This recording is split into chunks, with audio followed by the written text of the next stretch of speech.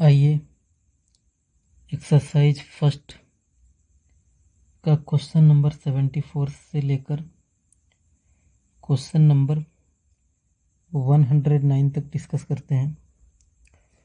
Question number 74 है equimolal solutions of A and B show depression in freezing point in the ratio of 2:1 if A remains in the normal state in solution, B will be in dash state in solution। मतलब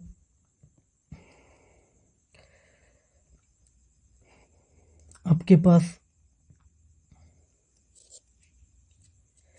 A B दो solutions है। इसका depression in freezing point है delta T B A, इसका depression in freezing point है delta T B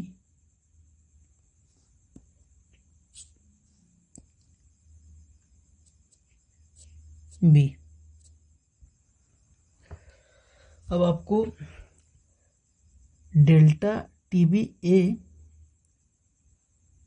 और delta T B B का ratio given है 2:1, यानी delta T B A divided by delta T B B, इसका ratio आपको given है 2:1। तो देखिए इसके लिए आई ए लिख सकते हैं, डेल्टा टी बी ए के लिए क्या लिख सकते हैं, आई ए इंटू के एफ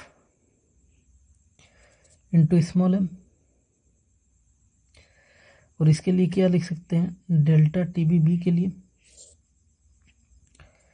आई बी, सॉरी यहाँ पे के बी होगा, के बी स्मॉल एम।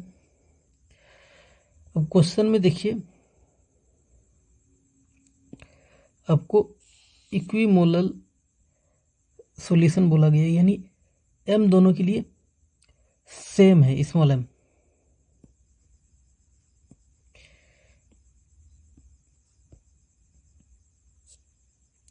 ये दोनों सेम है, के बी सेम है, तो मतलब डेल्टा टी बी ए और डेल्टा टी बी बी का ratio I A divided by I B पे डिपेंड कर रहा है। और क्वेश्चन में बोला गया है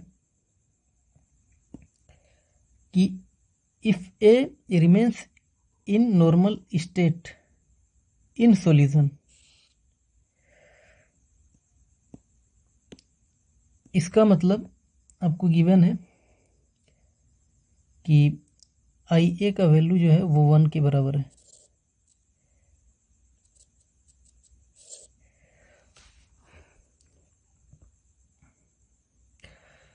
मतलब आप आई ए का वैल्यू 1 है, तो आई बी का वैल्यू कितना होगा कि ये रेशियो 2:1 हो जाए, तो डेफिनेटली आई बी को हाफ होना पड़ेगा।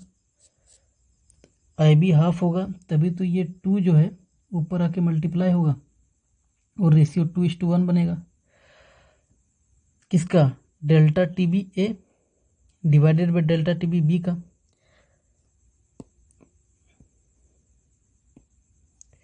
यानी इसका मतलब आई बी क्या है, हाफ है, और आई बी हाफ है मतलब आई बी जो है वो लेस देन 1 है।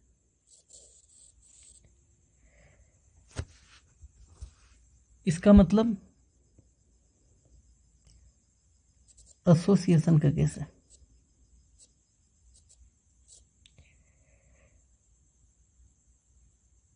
तो देख लीजिए 74 का सेकंड सही है।